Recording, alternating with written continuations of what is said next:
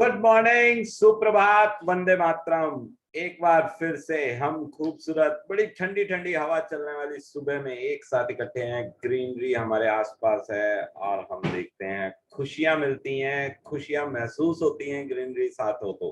क्या ख्याल है आप सब लोगों का? तो आज का दिन का शुरुआत करते हैं एक बढ़िया पॉजिटिव कहानी के साथ, जिसके अंदर हमें मिलने वाला है एक ऐसा मैसेज जिससे हमारे जीवन में खुशियां आने वाली हैं। और खुशियों का स्वागत हम सब लोग हमेशा हंस कर करते हैं। मैंने कल भी कहा था, खुशियां और दुख दोनों तरह की चीजें हमारे दरवाजे को रोज नॉक करती हैं। हमारे ऊपर डिपेंड होता है कि हमने खुशियों के लिए दरवाजा खोलना है या दुखों के लिए दरवाजा खोलना है। तो दरवाजा हमेशा खुशियों के लिए खोलो, खुशियों को बुलाओ, खुशियों को आलिंगन करो और खुश रहो। खुशियां ही बांटने की बात करो। तो रोज का एक टॉपिक होता है।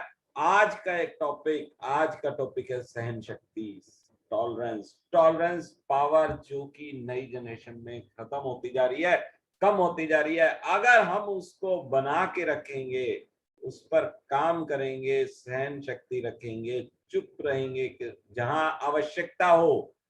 कहते हैं कि मैच्योरिटी वो नहीं कि आपको हर बात का जवाब देना आ गया। मैच्योरिटी वो है जब आपको ये पता लग जाए कि किस बात का जवाब हमने शांति से, चुप से देना है, साइलेंस से देना है।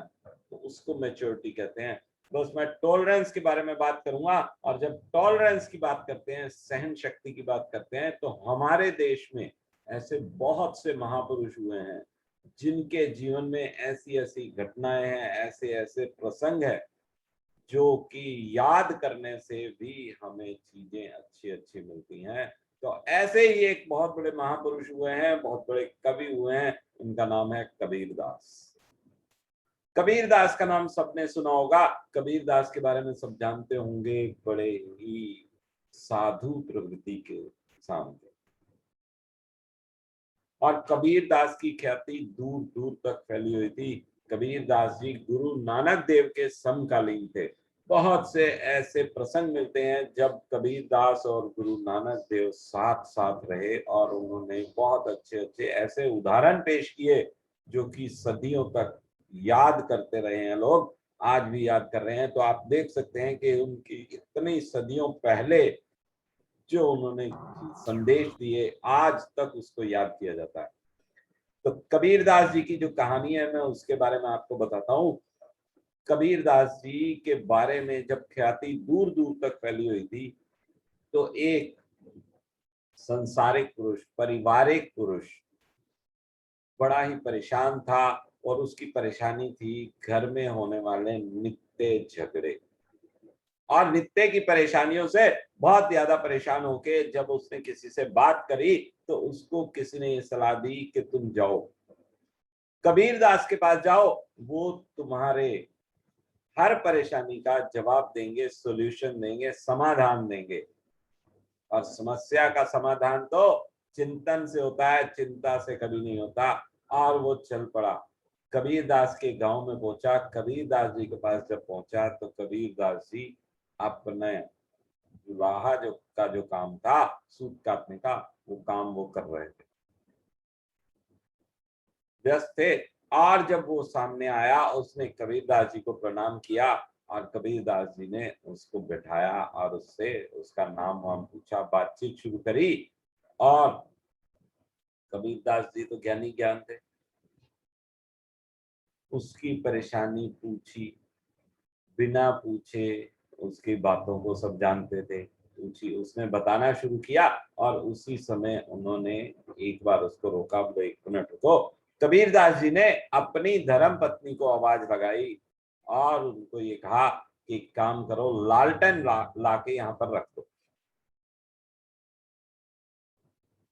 दिन के वक्त में लालटेन जला के मंगवाई अपनी पत्नी से और वहां पर रखवा दी जहां पर कबीरदास जी और वो इंसान बातें कर रहे थे, चर्चा कर रहे थे, उसकी परेशानियों का सलूशन ढूंढने का प्रयत्न कर रहे थे। उनकी धर्मपत्नी ने चुपचाप वहां लालटेन जलाई और लाकर रख दी। थोड़ी देर बाद फिर से कबीरदास जी ने अपनी पत्नी को आवाज लगाई और उन्होंने कहा कि मेहमान आए हुए हैं, कुछ मीठा ले आओ। थोड़ी देर में कबीरदास की धर्मपत्नी आई और कुछ नमकीन लाके वहां पर रख दिया। ये देखकर वो व्यक्ति बड़ा परेशान था, बड़ा अचंभित था कि ये हो क्या रहा है। दिन में जिस समय किसी भी प्रकार का अंधेरा नहीं है, धूप खिली हुई है और लालटेन जलवा के यहाँ पर रख दी।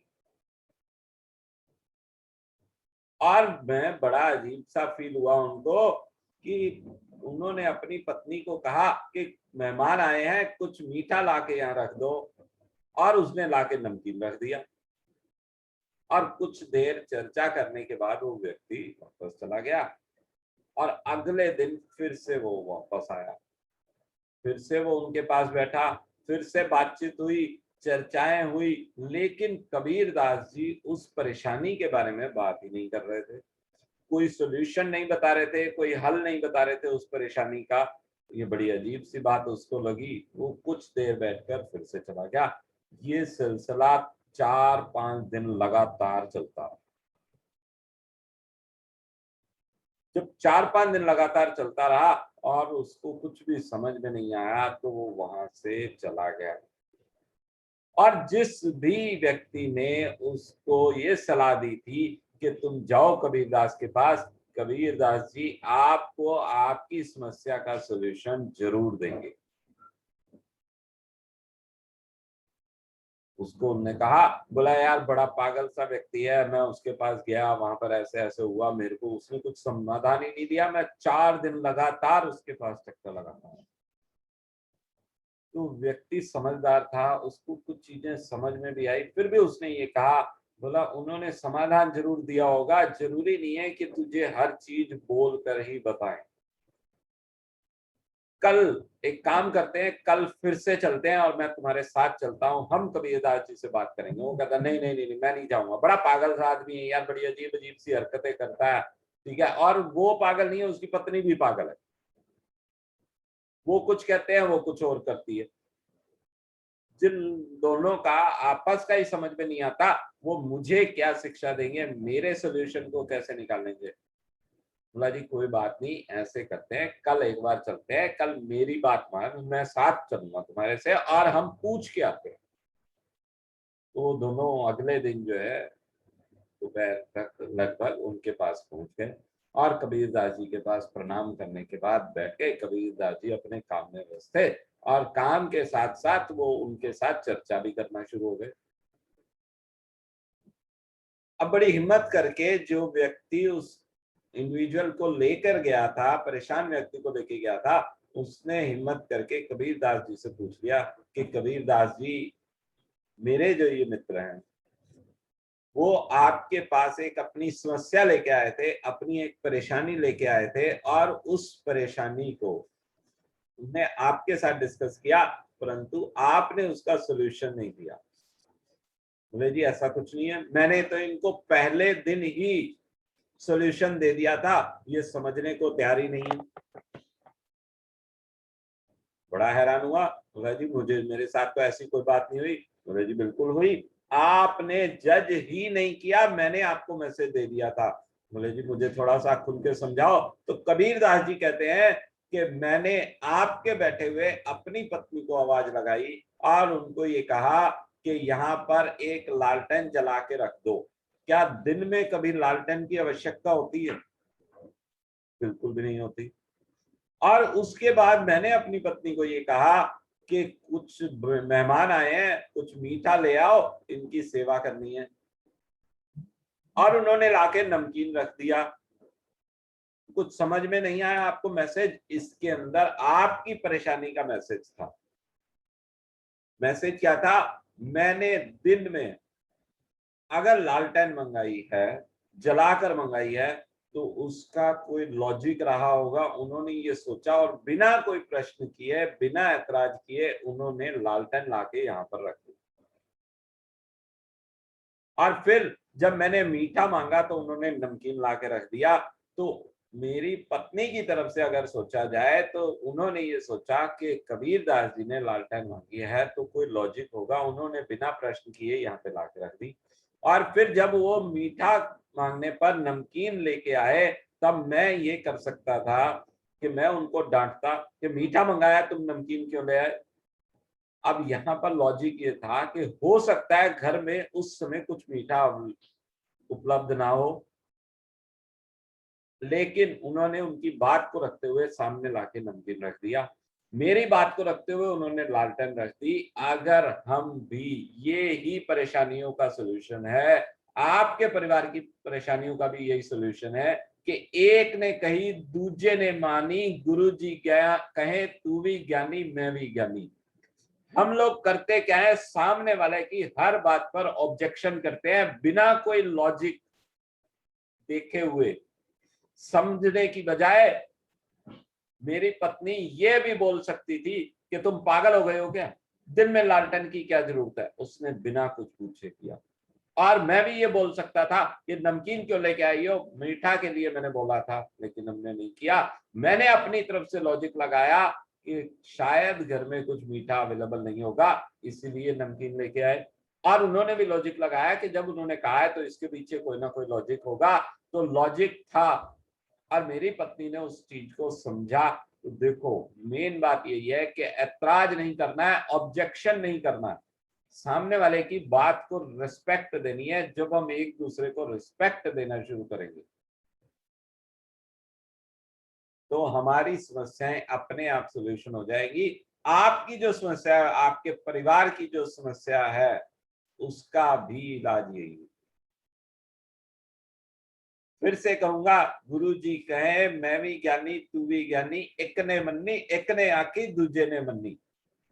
तो इन चीजों का ध्यान रखते हुए हम अपने जीवन की सभी समस्याओं का सॉल्यूशन निकाल सकते हैं, किसी भी तरह के झगड़े से दूर रह सकते हैं। लॉजिक, थोड़ा सा पेशेंस रखना है। सामने वाले ने अगर कोई बात की है तो उसके पीछे लॉजिक क्या हो सकता है, उसके विचार में इस बात का क्या मतलब है, उसको सोचना।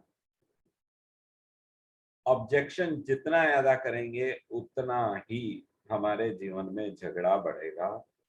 तो आज का मैसेज यही था कि सबको रिस्पेक्ट दो, सामने वाले की हर बात को रिस्पेक्ट देना है, उसके ऊपर ऑब्जेक्शन नहीं करना है। ये मैसेज उन्होंने पहले दिन उस व्यक्ति को दे दिया था, पर वो समझना नहीं चाह रहा था क्योंकि वो अपनी समस्याओं में खोया हुआ था। और समस्याओं में खोने से उसका समाधान नहीं मिलता, केवल चिंतन करने से, उस पर विचार करने से, गहन विचार करने से उसका सॉल्यूशन निकलता है। और मैच्योरिटी उसी को ही कहते हैं, परिपक्वता उसी को ही कहते हैं, जब हमें ये समझ में आ जाए कि किस बात पे हमें चुप रहना है। उसको मैच्योरिटी नहीं कहते, कि जब हमें ये समझ में आ जाए कि हर बात का हमने क्या जवाब देना। तो इन चीजों को, इन बातों को अगर हम अपने जीवन में लाएंगे तो हमारे जीवन से समस्याएं दूर भागेंगी, और समस्याएं जब दूर भागेंगी तो क्या होगा, खुशियां आएंगी। तो हमेशा की तरह आज का message, don't worry be happy. चिंताओं को छोड़ दो, चिंताओं की चिंता करना छोड़ दो, क्योंकि हर दुख के भी बुरे दिन आते हैं। अगर हमारे लिए बुरे दिन आते हैं तो दुख के भी बुरे दिन आते हैं। तो खुशियां तो हमारे साथ साथ चलती हैं, केवल हमें उनका हाथ पकड़ने की आवश्यकता है, उनको देखने की आवश्यकता है। तो आज के लिए इतना ही, क्योंकि 15 मिनट पूरे हो चुके हैं। 15 मिनट का हमने समय लिया है, किसी का भी समय अधिक नहीं लेना चाहता मैं। तो आप सब लोगों का बहुत बहुत धन्यवाद, बहुत बहुत शुक्रिया हमारे साथ यहाँ इकट्ठे होने के लिए। तो कल सुबह इसी समय, इसी प्लेटफॉर्म पर, इसी लिंक पर हम फिर से मिलने वाले हैं, एक नई नई कहानी, एक नया टॉपिक लेकर। तो हम फिर से चर्चा करेंगे। मैं उम्मीद करता हूं कि आप सब लोग कल फिर से मेरे साथ यहाँ होंगे। और ये सुबह का जो सेशन है, ये सब सेशन मैं रिकॉर्ड कर कर यूट्यूब पर डालता हूँ। यूट्यूब का लिंक जो मैं मैसेज भेजता हूँ, जो इनविटेशन भेजता हूँ, उस इनविटेशन के नीचे अवेलेबल हो सकता है। तो आप सब उसको देखें, लाइक करें, सब्सक्राइब करें, औरों को भी दिखाएं। जो लोग सुबह 7 बजे नहीं उठ पाते हैं, नहीं इस सेशन को ले पाते हैं, उन सब के लिए YouTube का लिंक अवेलेबल है। तो एक बार फिर से आप सब लोगों का बहुत बहुत धन्यवाद, शुक्रिया। आपका आज का दिन बहुत शुभ होना चाहिए और बहुत ही शुभ होगा। आज आपको बहुत अच्छी अच्छी इंफॉर्मेशन, बहुत अच्छी अच्छी सूचनाएं मिलने वाली हैं, खुशखबरी मिलने वाली है। तो ये सोच के नया दिन, नई शुरुआत करते हैं। थैंक यू, धन्यवाद, शुक्रिया। वंदे मातरम।